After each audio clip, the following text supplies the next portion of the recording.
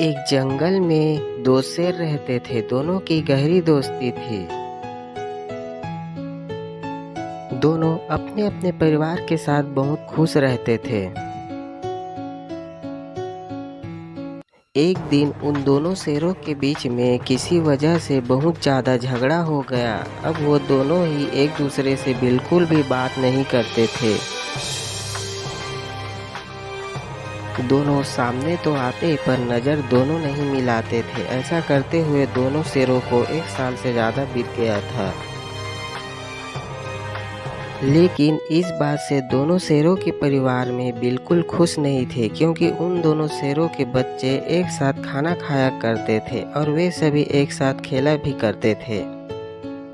लेकिन जब से उन दोनों शेरों का झगड़ा हुआ था, तब से उनके परिवार का मिलना जुलना बिल्कुल ही बंद हो चुका था। वैसे उन दोनों शेरों को भी एक दूसरे से बात ना करके बिल्कुल भी अच्छा नहीं लग रहा था और वे दोनों भी कैसे न कैसे करके एक दूसरे से बात करना ही चाहते थे। मगर उनको एक दूसरे से बात करने का एक भी मौका नहीं मिल रहा था, क्योंकि वो दोनों ही बहुत ही ज़्यादा जिद्दी और गुस्से वाले थे। लेकिन एक दिन एक शेर के पास जंगली कुत्ते आ गए और वो उनको यहाँ वहाँ नोचने लगे। तभी इतने सारे कुत्ते देखकर वह शेर बहुत ज़्यादा डर गया, क्योंकि वह शेर सोच रहा था कि शायद अब तो ये मेरा दोस्त भी मुझे बचाने नहीं आएगा। लेकिन ये क्या, उसका शेर दोस्त बड़ी तेज़ी के साथ अपने जिगरी दोस्त को बचाने आ गया और उन जंगली कुत्तों को केले के छिलके की तरह इधर उधर फेंकने लगा। कुछ ही देर में उन दोनों शेर दोस्तों ने मिलकर उन सभी कुत्तों को मार मार कर भगा दिया। जब वो कुत्ते भाग गए तो उसका शेर दोस्त बिना बोले ही वापस अपनी जगह पर जाकर अपने परिवार के साथ बैठ गया।